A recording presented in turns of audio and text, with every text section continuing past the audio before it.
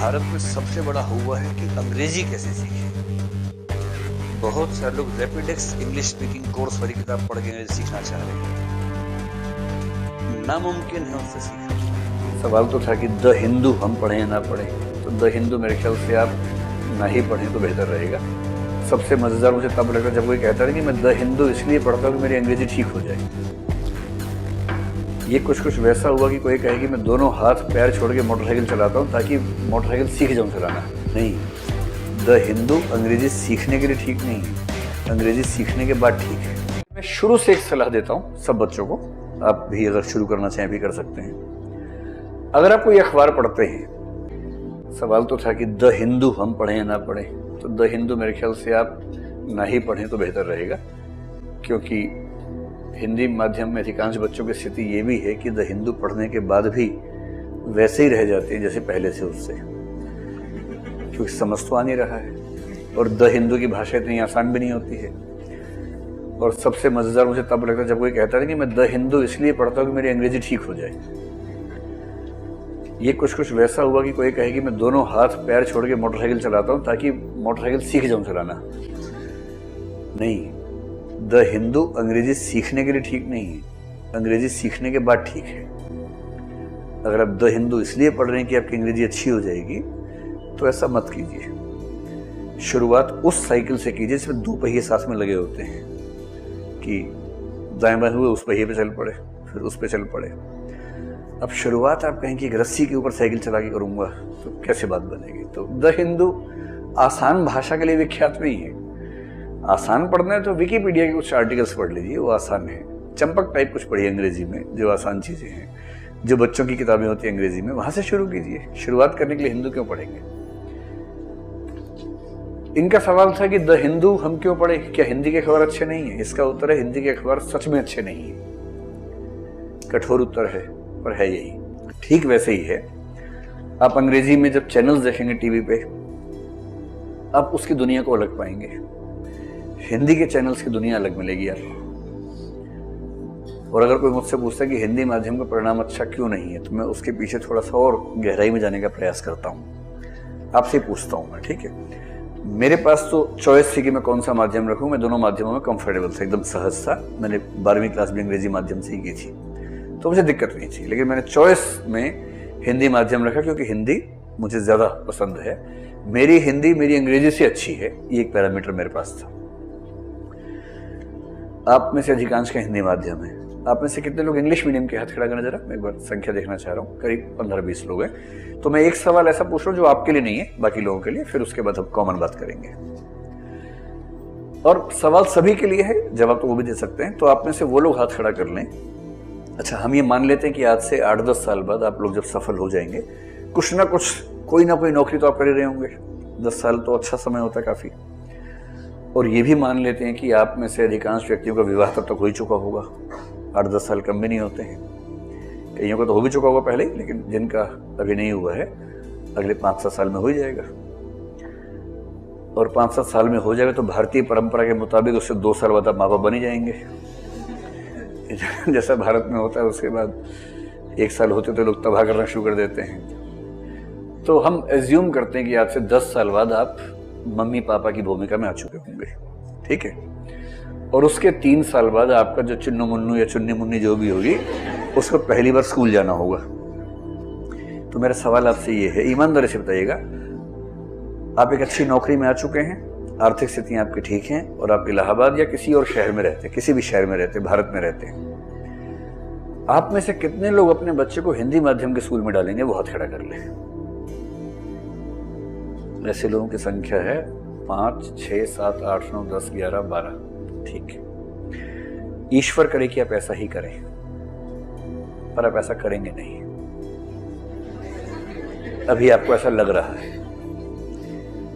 एक तो भी आपको ऐसा इससे लग रहा है कि क्योंकि आप सोच रहे हैं कि ये फैसला केवल आप करेंगे, आपके जीवन में कोई और भी आएगा, फैसला करने की शक्ति उसके भी ठीक ठाक होने वाली है।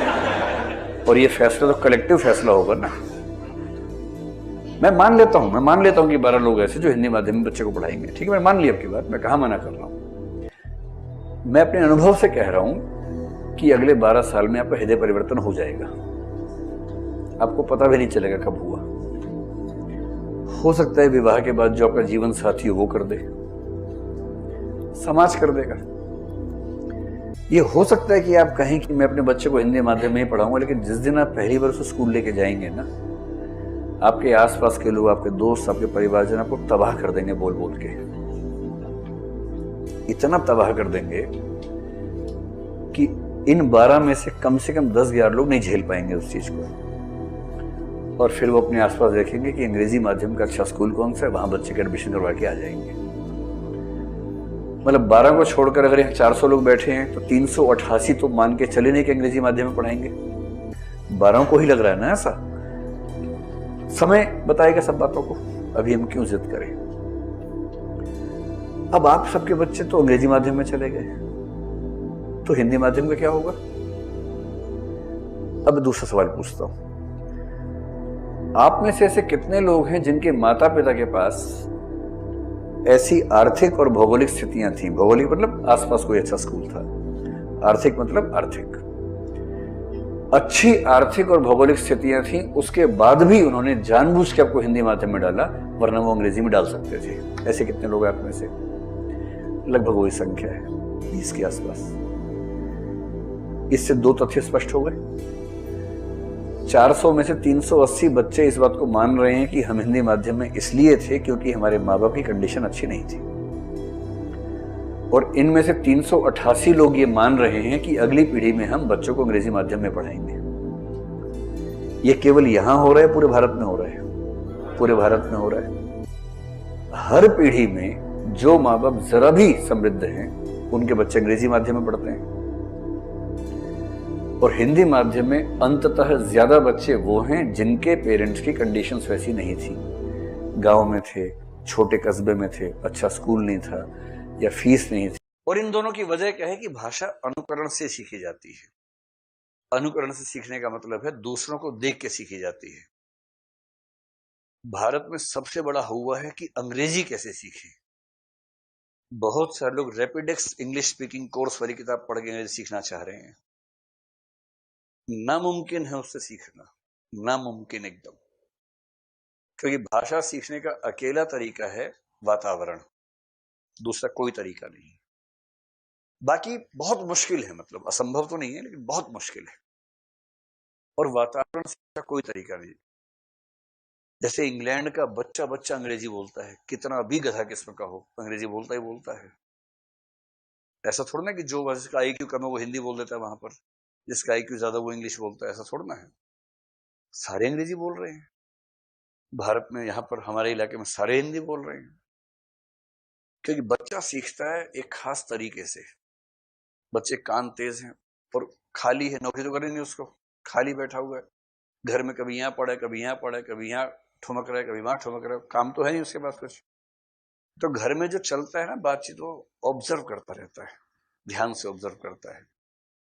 जैसे बाप ने कहा चाय दो, इसको आवाज सुनो, चाय दो चाय दो। तो मैं देखा उसकी माँ एक प्लेट में कप में कुछ लेके गई, दी, और बाप ने उसको पिया। दिमाग तो होता है, ये उसको लग रहा है कि या तो ये दो है या चाय है। दो ही शब्द बोले थे ना, चाय दो, तो या तो ये दो है या चाय है। भाषा ऐसे सीखी जाती है। थोड़ी देर बाप ने बोला पानी भी दो, अब इसको लगा अच्छा, अब वो दूसरा गिलास लेके गई तो समझ लिया कि अच्छा दो तो कॉमन है, और वो चाय थी, ये पानी भी है, तो भी क्या है। अब वो भी को लेके परेशान है, और करते करते वो रिड्यूस करते करते लॉजिक लगाते लगाते समझ जाता है कि चाय ये है, दो ये है, पानी ये है। और फिर वो प्रयोग करता है घर में, थोड़ा बहुत प्रयोग करता रहता है। वो प्रयोग आमतौर पर ठीक निकलते हैं, कभी कभी हास्यास्पद हो जाते हैं जब उसकी रीजनिंग गड़बड़ हो जाती है ना। जब रीजनिंग बिगड़ती है, जैसे इस फिल्म में आर्टिकल 15 में आपने देखा होगा कि जब भाषा नहीं समझ में आती तो रीजनिंग कैसे बिगड़ती है उस समय, उसका एक बड़ा अच्छा एग्जाम्पल इस फिल्म में है। जब आपको भाषा समझ में नहीं आ रही है, आपको किसी ने कुछ मतलब बताया, आपने हमेशा के लिए वो मान लिया, और फिर आप मतलब बहुत बेवकूफाना तरीके से रिस्पॉन्ड करने लगते हैं किसी शब्द पर। मैंने आपको बताया था कि जब मैंने पहली बार एक कॉमिक्स पढ़ते हुए, उसमें एक संकट में आ गया नायक, फिर लिखा हुआ है आइडिया, जब नायक को आइडिया आता ना कहानियों में, तो उसके बाद ऐसे ऐसे करके फिर यहां कुछ बना होता है, ये सी खोपड़ी के साथ में चल रहा होता है। ठीक है, इसका मतलब उसके दिमाग में कुछ आया है, और दिमाग में बनी होती है झाड़ू। तब आम आदमी पार्टी थी नहीं, तो इसलिए आप उसको चुनाव चिन्ह मत समझिएगा।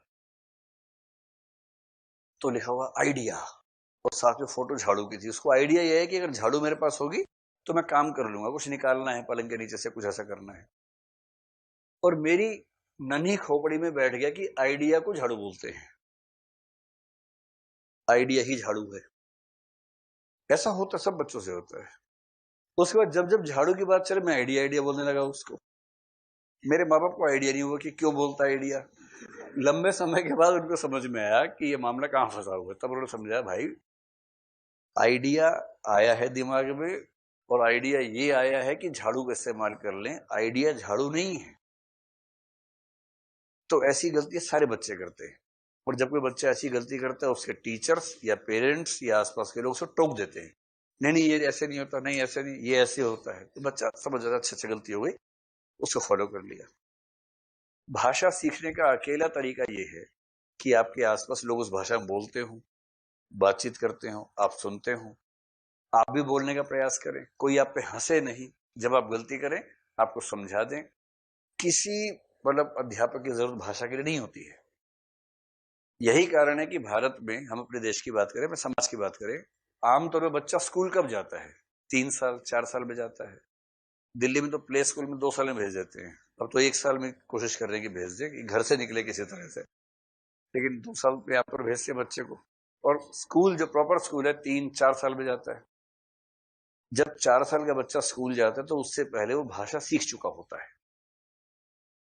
सामान्य बुद्धि का बच्चा 2.5 साल की उम्र में अपने नए वाक्य बनाने लगता है, अपने वाक्य बनाता है, रटे हुए वाक्य नहीं, नए वाक्य क्रिएट करता है। तो 2.5 साल का बच्चा वाक्य बना रहा है, 4 साल में स्कूल में पढ़ने गया, और स्कूल में क्या सिखा रहे हैं? हिंदी का वो है, क्लास है हिंदी की, हिंदी सिखाएंगे। हिंदी में गिटपिट करता हुआ रहा बच्चा पहले से ही। सिखाना क्या है? लिखते कैसे हैं। सिखाना ये है कि जो तुम पहले ही बोलते हो ना, बस ये समझ लो इसमें संज्ञा कौन सी, क्रिया कौन सी है। संज्ञा क्रिया सीख के आज तक कोई बोलना नहीं सीखा है। और इंग्लिश सिखाने वाले क्या करते हैं? पैसे दो, संज्ञा होती है 4 तरह की, अब हम संज्ञा सीखेंगे। ऐसे भाषा सीखी जाती है। ये क्रिया होती है, क्रिया सीखेंगे, ऐसे सीखता है कोई। अंग्रेजी सीखने का सबसे अच्छा तरीका, जो यहां उपलब्ध नहीं है वैसे, एक ऐसा माहौल, 10 लोग अंग्रेजी बोलें, बस कुछ नहीं करना है, और 11वां बच्चा वहां बैठा हो। 2 महीने बाद धारा प्रवाह अंग्रेजी बोलता हुआ निकलेगा। कुछ करने की जरूरत नहीं है इसके अलावा, इतना आसान है।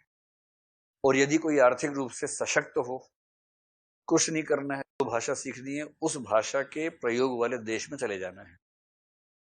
वहां किसी साधारण सी बस्ती में साधारण सा कमरा किराए पे ले लीजिए, और 2 महीने कुछ मत कीजिए, वहां घूमते रहिए, लोगों से बातचीत कीजिए, आ जाइए वापस, आपको भाषा आ चुकी है। इतना आसान होता है, क्योंकि भाषा सीखते अनुकरण से। इसी सिद्धांत का प्रयोग करके एक व्यक्ति हरियाणा का था, तो उसको पता लगा कि 2 महीना सीख लो समझ में आ जाता है। उसने पता किया कहाँ सीखो, तो पता लगा इंग्लैंड में इंग्लिश बोली जाती है। उसने नेट से सर्च किया कि इंग्लिश कहाँ बोली जाती है, उत्तर आया इंग्लैंड में बोली जाती है। तो वो इंग्लैंड चला गया कि यहाँ सीखूंगा।